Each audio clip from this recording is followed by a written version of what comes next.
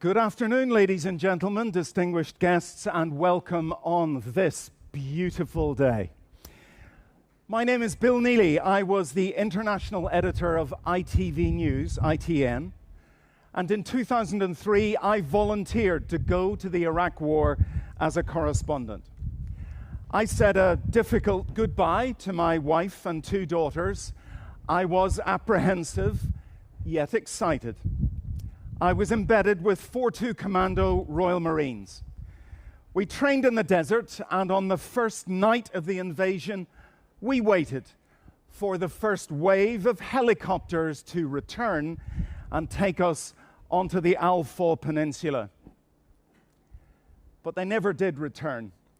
One of them had gone down. 8 British servicemen were dead, among them Marine Captain Philip Guy, who I'd met, just 29 years old, and lost to Helen and their 2 young children. War had struck very suddenly.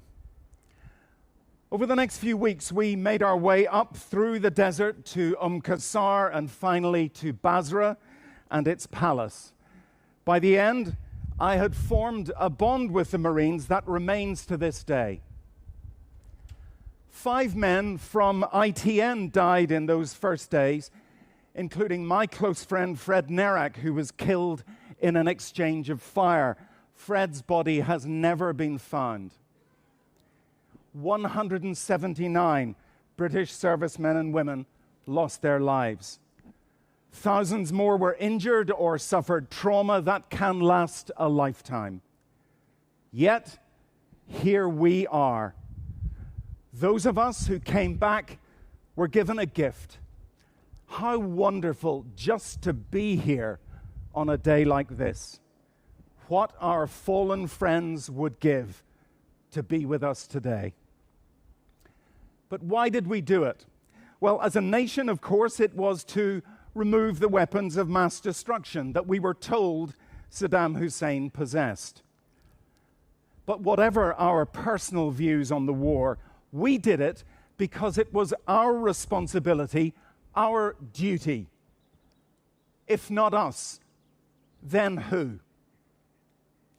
We're now going to hear from some of those who served and hear extracts from the letters, the blueies, that were such a vital form of contact between the families who waited and those who waged war.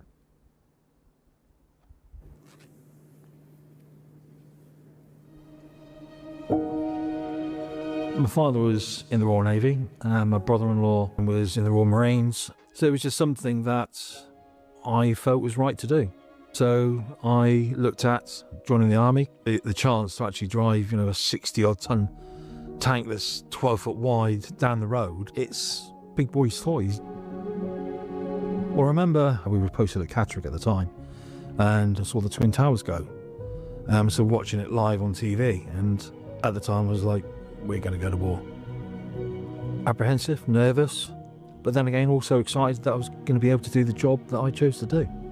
When we first got there, one of the main things is like sand everywhere, how hot it was, and also having a shovel recce to go and dig a hole in the sand and get rid of the toilet that way.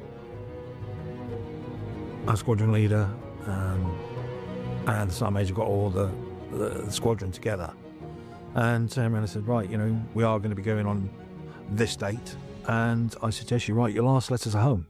Having to write a letter to your loved ones, your parents, that they might be reading this, or you've been killed.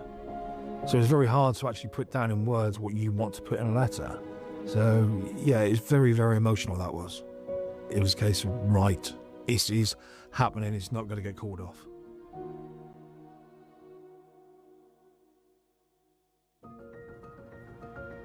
I was working at Guy's Hospital at the time, and one of the nurses there happened to be in the Territorial Army as it was, and she explained it, and I thought, oh, that sounds really good. And I started going along, so I had the best of both worlds, really. So I think in that respect, I was really lucky. It didn't come as a real shock that when we got actually officially mobilised. If I'm going to be brutally honest, I was really excited by the prospect of actually putting into practice what we'd trained for. When they mobilised personnel from the whole of the UK. So I had not seen or met probably 3/4 of the staff that would be with me. Our mission was to take over from the regular field hospital that had been there already and had set the hospital up, and that was our remit. So the first time I was able to talk to all my staff was 48 hours before we went through the war fighting phase. It was a huge responsibility. It was the first mass mobilisation of the Territorial Army since the Second World War.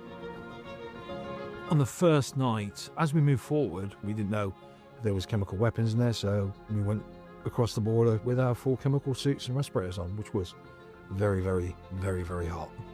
Watching the traces go up and seeing all the oil fields alight with the thick black smoke and the burning smell and the noise of artillery, it was just unbelievable. It really hit home that, right, we're at war now.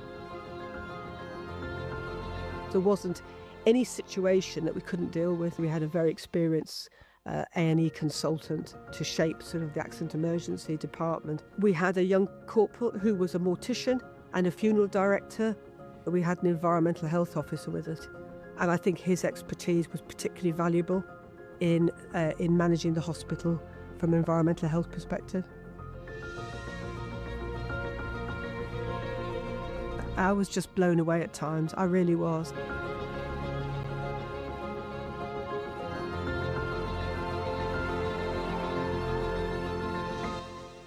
We then moved up to Bridge 1, which you could look across and see Basra International Airport.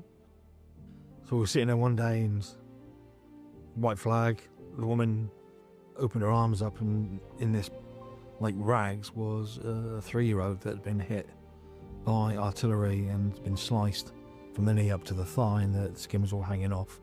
Luckily, it had been cauterised, but then to try and get it cleaned, I kept saying like Basra and pointing that, to try to get them to Basra Hospital, but we didn't know if it was open, if it was still running, if they could get there even. I'd never know if that boy survived. I know I'd done the best I could for him, but could I have done maybe something else? Will live with me for the rest of my life. Whatever happened to that, that little 3-year-old.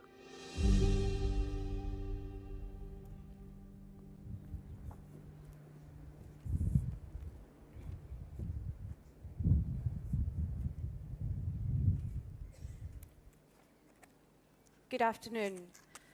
I'm Sharon Higgins, and I'm the wife of former Lance Corporal Stephen Higgins. My husband Stephen can't be here today, but he wanted to share what it truly meant to receive his blues from home whilst he was on tour. For him, they weren't just letters, they were a lifeline. As a family, we made sure he had something from one of us almost every single day. Some of the most treasured blues came from his grandfather, his Gruns, who had been such an important part of Stephen's life growing up.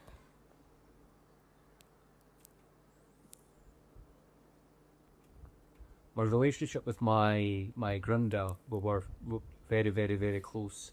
We'd done everything together. We used to go for walks. We used to work in his garage. We used to fix bikes. So I learnt a lot, and I looked up to my granddad. A lot. It was difficult leaving everybody, but I think with my granddad, with Gruns, it was more. He wasn't very well, so he had a couple of little strokes. And he was getting quite upset as well when he found out that I was leaving. But at the same time, I know he was very proud. But it was difficult. It was difficult leaving him. As Grun's health began to decline, he was determined to keep writing to Stephen, to stay connected and to let him know how proud he was. Grace was born when Stephen was on R&R. Our blue lifeline on Stephen's return were ever more important. We'd scribe letters for Gruns.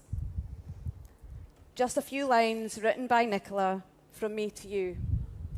Remember I promised you a wee song about the bairn, so here goes. I'm sitting here with your dog looking at me, and I'm looking at your wee baby Grace. P.S. After dinner here, we intend to go down and see Ian and have a right good drink. Gruns was determined to write his own letters to stay connected, so we bought him a typewriter. It meant the world to him and to Stephen. Every couple of days I would get a bluey from him. Sometimes I would get a letter from him which had been typed with his typewriter. Sometimes it took a wee bit of time to work out what he had written. But it was always good to hear from him because I knew he was okay and he was positive, and it was something to look forward to. Gruns was incredibly proud of Stephen and was well enough to attend Stephen's parade on his return from Iraq in June 2008. He sat in the crowd in his wheelchair with his hip flask and shed a wee tear as Stephen marched past. He was so very proud of him.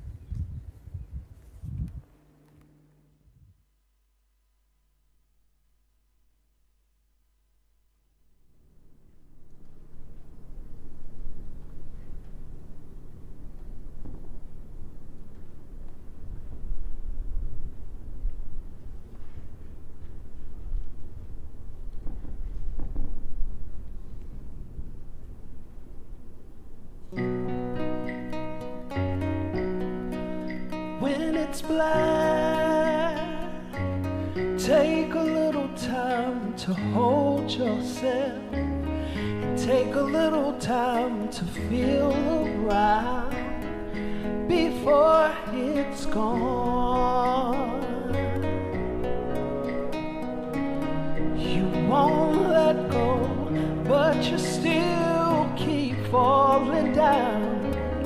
Remember how you saved me now from all of my wrongs. And if it's love, just feel it. And if it's love, you'll see it. This is no time to be alone, alone, no, I won't let you go. And say those words like there's nothing left. Close your eyes and you might believe there is some way out. So open up your heart to me now. Let it all come pouring out. There's nothing I can't take. And if it's love, just feel it. And if it's like you'll see it. This is no time to be alone, alone, no, I won't let you go.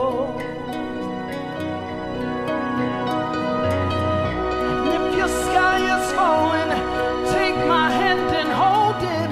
You don't have to be alone, alone, no, I won't let you go. And if you feel the fading of the light,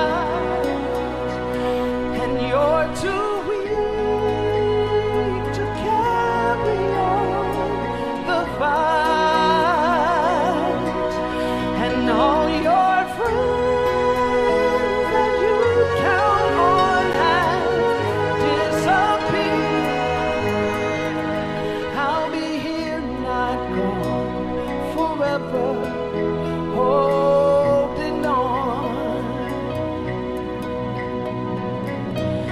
And if it's love, just feel it. And if this life, you'll see it. You don't have to be alone, alone, no, I won't let you go. And if your sky is falling, take my hand and hold it. You don't have to be alone, alone, no, I won't let you go.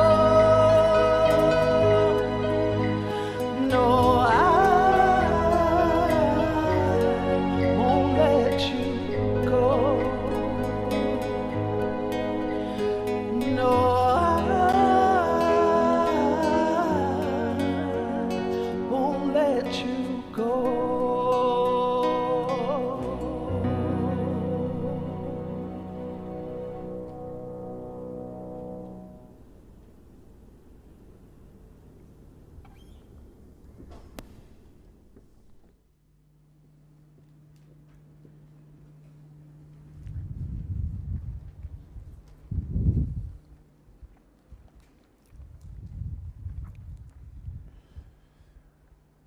For 6 years after the invasion, I went back to Iraq repeatedly, usually embedded, always without a gun, to Basra, to Baghdad, and to Al-Amara. Such a romantic name, such a deadly place. British troops were training Iraq's army and police, trying to win the peace. The RAF and Navy were flying constantly. Territorials and medics were stretched. These were tough years. Years of IEDs and ambush, of militias and of sectarian killings. For military families back home, the pressure was unending. I was reporting on more and more British casualties. The toll of dead and injured was rising. In a moment, we'll hear from Anna Marie MacDonald, who was a little girl when her father was killed.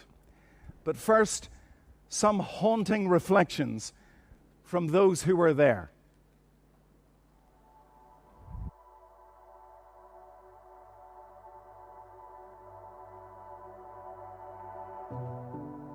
We were based at Basra, which was known as Cobb, basically Basra Airport, which had been turned into a contingency operating base. Our primary role was fire and rescue on the airfield. We're sort of first responders, if you like. Fire, casualty handling, we'd help the medics, that sort of thing. It was just a normal shift, a normal duty. The fire station, if you can call it a fire station, was basically a big porta cabin on blocks off the floor. Me and the lads were just stood in there, and there was a massive bang. It's IDFs, which is indirect fire, so you have no idea where they're going to hit. You can't necessarily hear them coming in, but you obviously hear them land. But when it hit, the porta cabin we were in sort of almost lifted off the floor. And I looked across at my upper and he looked at me and I went, let's get out. And then a few more came in.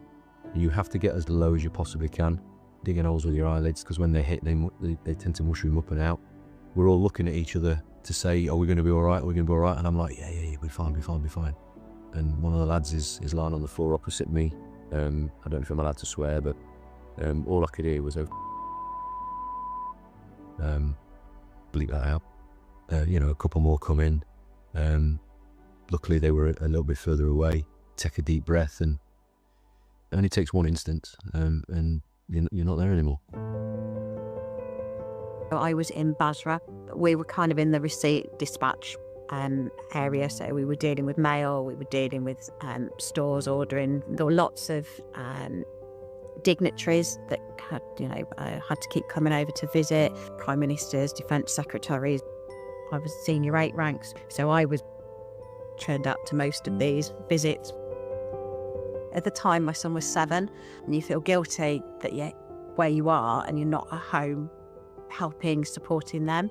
That was, I think, probably one of the most emotional times in my life. We deployed in early January 2006, setting up Squadron 5 of our Lynx Mark 7s to, make them capable for operations. IEDs are becoming more prevalent. Insurgency was rife. So my role was making sure that the aircraft were A, available, B, safe, and C, maintained to the correct requirements. And there wasn't a day that went by without either us under attack or aircraft coming back with holes and bits and pieces missing. Yeah, it was quite dramatic. Leading up to Christmas 2004, the media people came and said, did anyone want to do a Radio 2 live broadcast? Basically, they're connecting the military serving with families back home. And Jack was opening his presents. And I was sending him a Christmas message through the radio, hoping that he was having a really good morning and he got some good presents. And then I remember phoning him up later in the evening, and he said, oh, I've had the best Christmas ever. And when you're so far away, it's hard to deal with and handle that emotion. He had the best day, which actually was what we wanted for him. Didn't want him to ever look back and go, oh, I had the worst Christmases ever because you weren't at home, because you still want them to have that moment. During a night attack, we did have one casualty, one fatality. He was one of the country nationals, a Bangladeshi tanker driver. He'd not hit the deck quick enough, and the attack had come in, and he unfortunately he died as a result of it. No, it's not just coalition forces, it's not just military personnel, it's people who were there working alongside us in a civilian capacity. Difficult for the civilian population to understand, I suppose, what in any war situation, in any combat operation, what it's like. But glad I made it home glad all my lads came home in one piece. We were about to have a change of command happen. Wing Commander John Coxon was due to come out and do a day or two of just observation. It was decided to take him on an air familiarisation across Basra in a helicopter. The duty crew was assigned, and it turned out to be my very good friend Darren Chapman. He volunteered. His partner, Dobbo, a South African army aviator, and Paul Collins was the Marine tail gunner. Flight Lieutenant Sarah Mulvihill, who was my adjutant. I remember one of the operations officer running in saying that Eagle 37 had gone missing. I remember quite quickly on a screen, Sky News on the TV, and I remember seeing flames and a crowd. Because obviously this was a major coup for the insurgents, and we were adamant that they wouldn't gain any PR or trophies from the crash site. We had a number of aircrew wanted to volunteer, wanted to get up in the air to find their friends. They were fired upon, riots broke out. I can't even begin to appreciate their bravery, what they did. So sadly that day we lost Wing Commander John Coxon, Lieutenant Commander Darren Chapman, Flight Lieutenant Sarah Mulvihill, Captain David Dobson, Dobbo, and Marine tail gunner Paul Collins. I'd gone to dinner with Darren and his amazing wife and his kids before we deployed, and we finally had the repatriation ceremony about 3 weeks after the crash.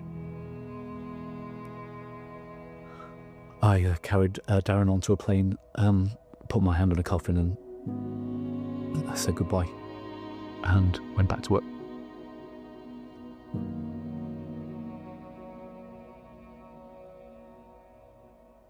That, following few months, even that next year, was quite surreal. And you don't realise the implications of what you just experienced and the after effects of that on you. Yeah.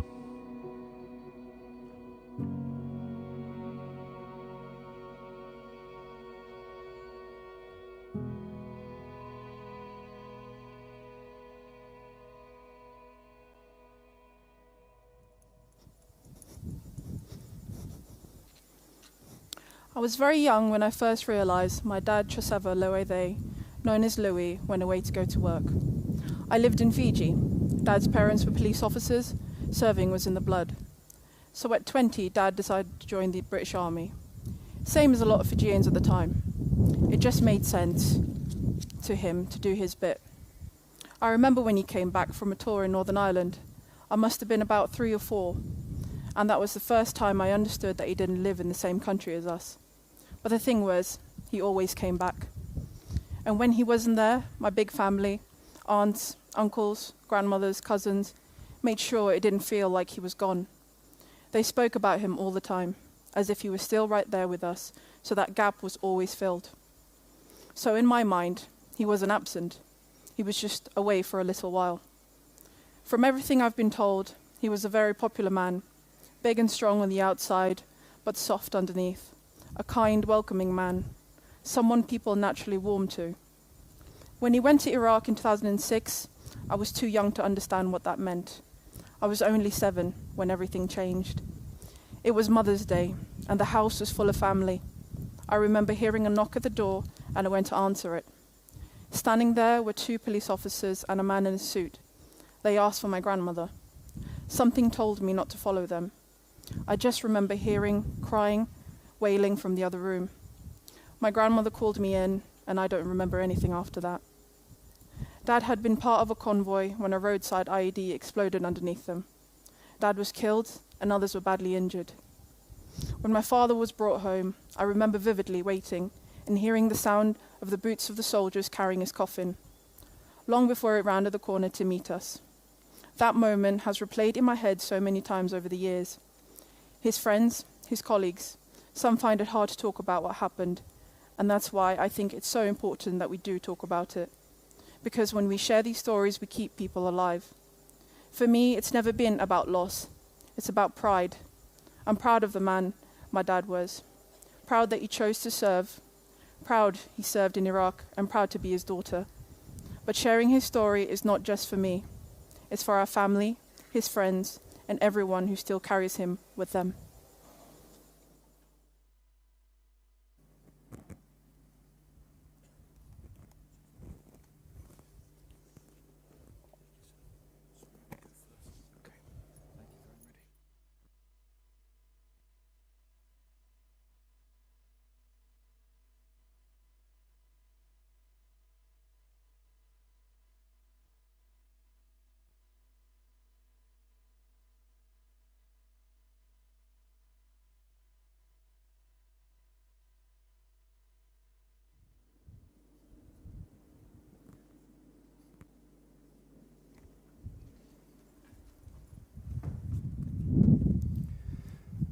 Please stand if you are able for the act of remembrance. As we are gathered here together, we recognise the cost of courage. We honour and give thanks for 179 comrades who made the ultimate sacrifice. Each precious name, engraved on both memorials, is etched deeper in the hearts of the bereaved. They shall not grow old, as we that are left grow old. Age shall not worry them, nor the years condemn. At the going down of the sun and in the morning, we will remember them. We will Remember them.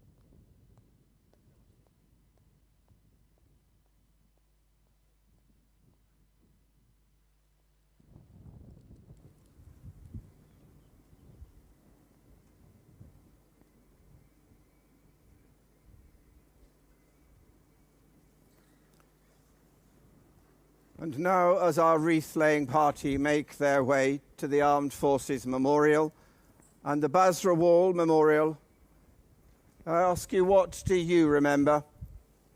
I remember at Basra Air Station, large gatherings were banned. And one night the Padres met furtively to pray together, to watch a movie, to escape the sorrows of another tragic day. The sirens heralded 14 incoming rockets. We'll be in serious trouble if we get hit, one said. Who on earth is going to lead the repatriation? What do you remember? Gateway Hotel at RAF Bryce Norton, the American tented cities in Kuwait, crossing the border, burning oil fields, Shaiba logistics base, Qasr or Basra Palace, an enemy hidden in plain sight, IEDs, rocket, mortar attack, a perennial threat. The Royal Engineers built us individualised, miniature breeze block castles. With body armour and helmet we crawled under to rest, Kevlar, sandbag roof inches above our face. Queues when they were available for sat phones to contact home, praying for a pause in the incoming. Op Minimise would block communications to stop rumours of the news no one wants to hear. Perhaps, though, it was easier being the ones deployed, sustained by each other and by squaddy humour, rather than for our loved ones waiting anxiously at home, dreading that knock at the door. Today, we remember together.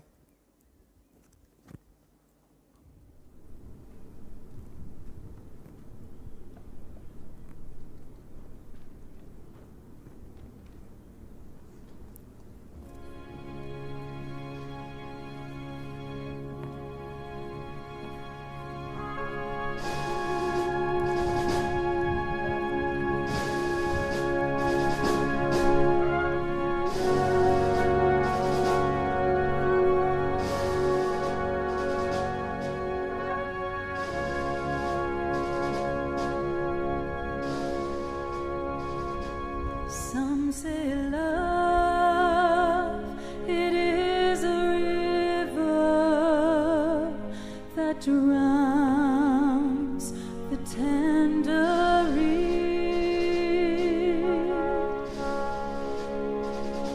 Some say love, it is a razor that leaves your soul to bleed. Some say love, it is a hunger, an endless aching need. I say love, it is a flower, and you, it's only seed.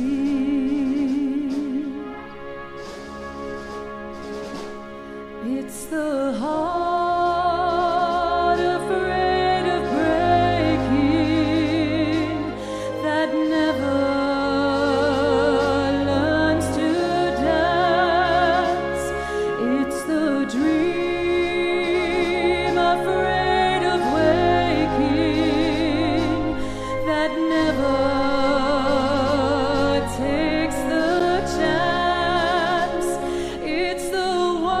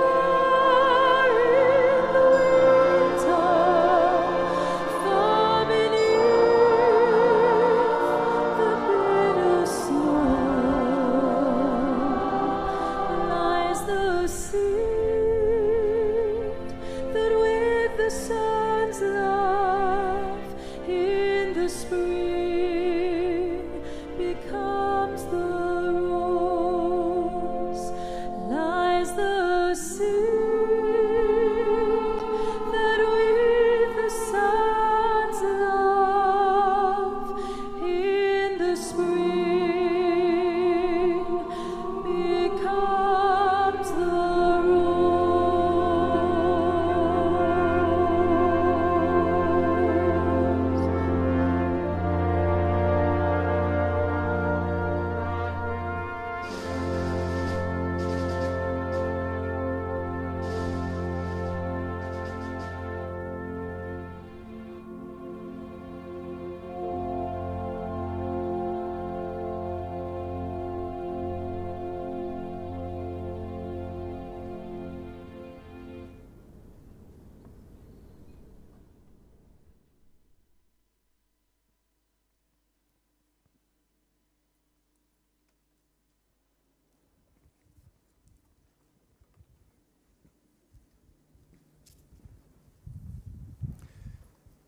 Please be seated.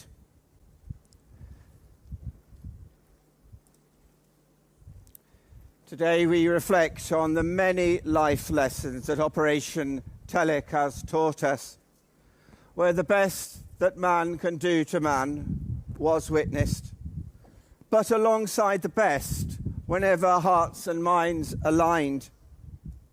In Iraq, service personnel, contractors, locals, people of different faith, nationality or understanding searched for hope. Bibles tucked in body armour. Danish soldiers singing evening hymns. A muezzin calling to prayer. Tattoos of a cross. Lucky stones. Photos always of loved ones. We deployed with hope, hoping to find courage, hoping to make a difference, hoping to return. Many came home with visible or invisible wounds, all grieving brothers or sisters in arms, perhaps dealing with moral injury, PTSD, complex trauma, traumatic brain injury. The bravest of the brave were borne home via RAF Bryce Norton, RAF Lynham, Royal Wootton Bassett and Carterton, and the nation mourned. Veterans' breakfasts, social media, local groups, friendships connect those who answered the nation's call. We must look after one another. The Royal British Legion is a charity in which mutual care brings hope to wounded soldiers, sailors, aviators, in whose brave service hope is found for Iraq, for Britain, for a free world.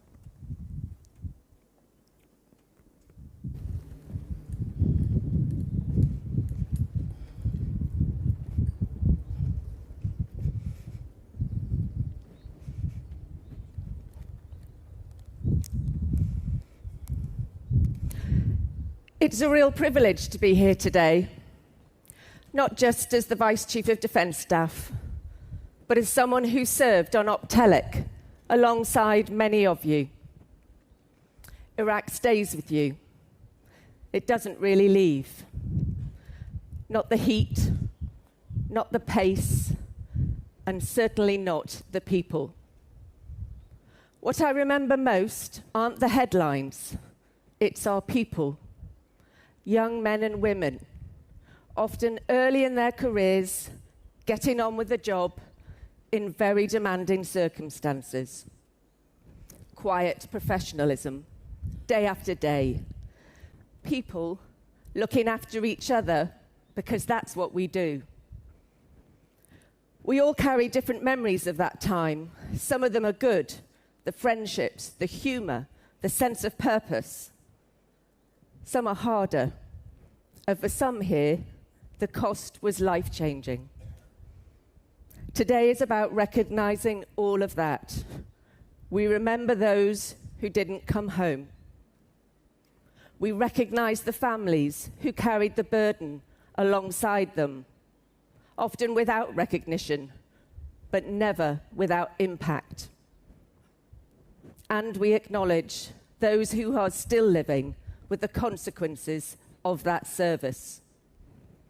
Iraq was complex and often difficult, but what was never in doubt was the quality of our people we sent. Across the services, soldiers, sailors, aviators, and across roles, combat, medical, support. What stands out is professionalism, judgment, and humanity under pressure. That is something to be proud of. This is also about connection with each other and with those no longer here. The kind of connection that doesn't fade with time. So today, very simply, we remember, we recognise, and we say thank you. Thank you for your service. Thank you for what you gave and what you continue to carry. Thank you.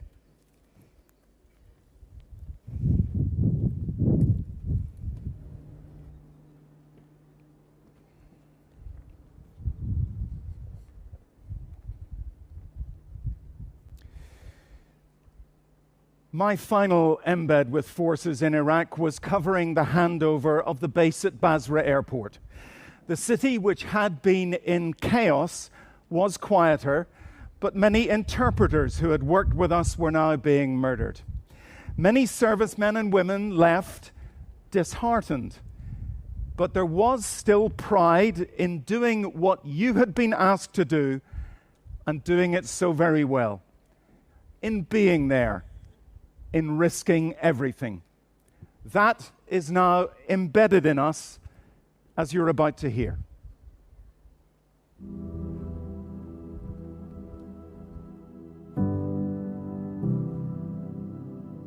From a young age, I'd always wanted to join the military. It was about service, really. That whole sort of, if not you, then who? They'd called for a infantry company to be deployed, and us as Alma Company were chosen to go out to Baghdad in 2009. We were deployed as the Force Protection Company, who were there for everything from convoy escorts and route protection, through to providing support to any operations that were happening in the city. We had obviously deployed out to Baghdad with a little bit of uncertainty about whether the Memorandum of Understanding would continue. What became clear is that actually the time we were due to be in Iraq was going to come to a close much sooner than we anticipated. Part of our company, the core, were up in the centre of Baghdad in the green zone, so actually a bit easier transition to the international airport, through to a sort of much smaller group who were south of the city and really quite disconnected in a way, and actually how we would move from there and leave on what was the last Hercules at the time out of Baghdad. Most of our soldiers that were there moved up via helicopters. We had quite a significant sandstorm kick in, which actually thwarted and halted all helicopter movements. So by the end of it, there were probably about 5 to 10 of us ended up staying waiting for Plan B to materialise. When the Memorandum of Understanding didn't get signed, and one of the key elements is that British forces would not really be able to bear weapons. So actually, I suppose the more uncomfortable nature was getting on an American convoy, bundled our weapons up, handed them over, and took a sort of 3-4 hour convoy. No weapon, no maps, blindly being manoeuvred through the city in the middle of the night, completely in the hands of others. As we arrive at Baghdad International Airport, there's a Hercules waiting on the runway. There's the final members of Alma Company, along with the British ambassador at the time, the Union Jacks wrapped up, and we have the last British regimental flag to fly in Iraq, which was, the flag of Alma Company, the 3rd Battalion of the Yorkshire Regiment, the Duke of Wellington's, which for me proudly sits in pride of place in my office. It was something on reflection that I'm immensely proud of, but also, I suppose, a privilege to be part of such a poignant moment that drew the curtains on, that piece of history. I think I was pretty agnostic to the politics. I think in some ways you have to be. Iraq is one that has different, memories for so many. But I think for me it was always just a sense of huge pride to be part of the military and what it gets asked to do and what it delivers. My son is now serving himself, so I know what I went through as a parent in theatre, missing my child, but actually I had parents who were missing me, who were also making mental contingency plans of how they were going to bring my child up if anything happened. And yeah, every single person out there had somebody that was going through those emotions, and you don't appreciate what the families went through. I feel very proud that we went there, not only for the challenge of doing something completely different, but giving the patients in all those austere circumstances really good care, and that's the most important thing. I think we had that central camaraderie that I think still endures today. Our tribe, our compatriots, our peers, those who were out there experienced what we experienced and saw what we saw, and it's very difficult to explain to people what that actually means. So there's that look, that nod. You look at somebody's chest, you spot the middle, you know what only they experienced, but also you shared it. I still struggle with the reason we were there. Looking back, yes, it's changed me. And still today has an effect. Today is still very hyper-vigilant. It's embedded in you. It's always going to be embedded in me. And the British forces, in my opinion, are the best in the world. We're a nation who should be very proud of our serving men and women. I'll never forget where we were, and I'll never forget my service as a whole. A friend of mine said, "Stuart, it doesn't matter what you did or how busy you were there. That's all that matters. You were there."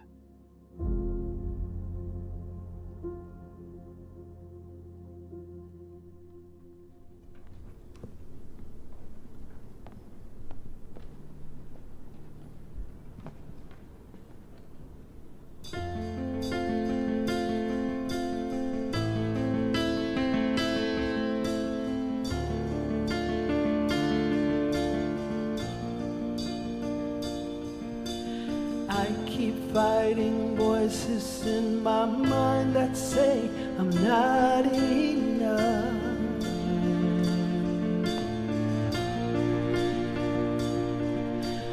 Every single lie tells me I will never measure up.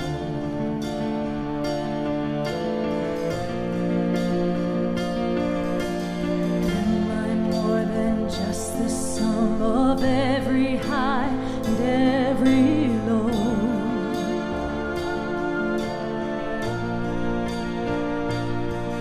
Remind me once again just who I am, because I need to know. Ooh, you say I am loved, and I can feel a thing. You say I am strong when I think I am weak. You say I am held when I am falling short, and when I don't belong.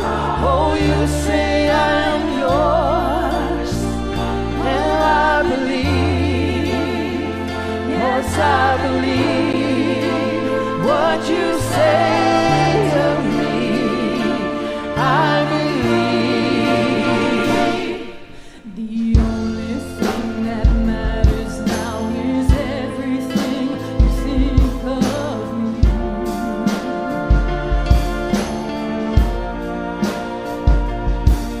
In you I find my worth, in you I find my identity. Ooh, oh, you say I am loved when I can't feel a thing. You say I am strong when I think I am weak. You say I am held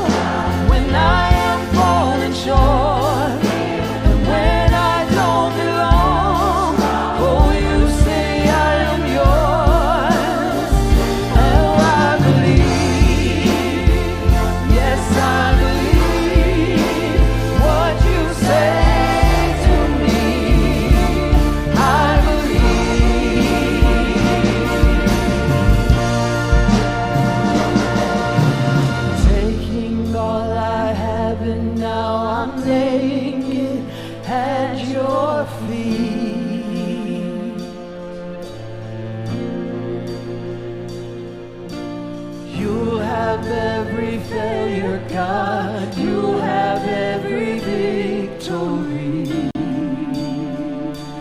Oh, you say I am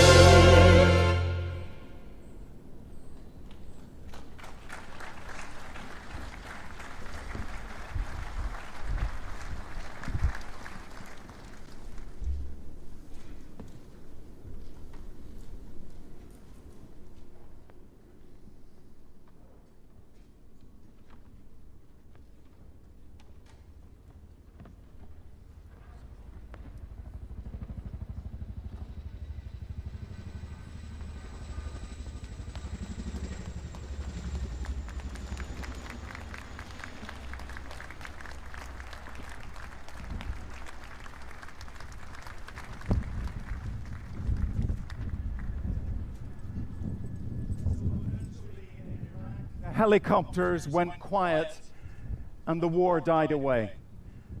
Today, Iraq is a democracy, a flawed one perhaps, but a democracy. But war has not left the Middle East, and some appear to have forgotten the sacrifice, the price Britain paid in Iraq and in Afghanistan. But we here today, we remember, you know, and you can feel great pride in what you did. In a few moments, you'll have an opportunity to remember and to pay your respects here at the Armed Forces Memorial and at the Basra Wall. But for now, ladies and gentlemen, please stand, if you're able, for the national anthem.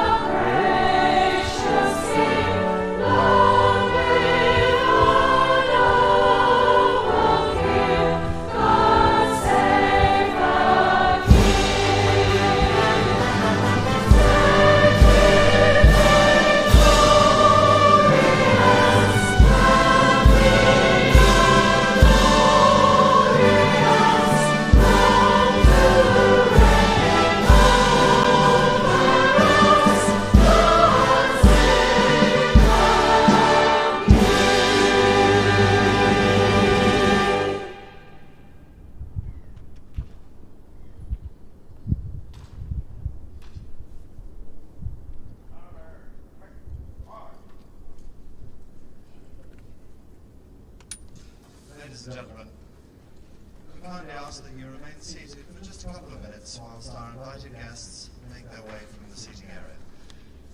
You are all invited to join us for lunch, which will be served in the catering marquee just behind us here in the event area. Tea and coffee is also available in the adjacent hall, as well as additional seating. Thank you so much for attending our commemorative Operation TELIC event here today.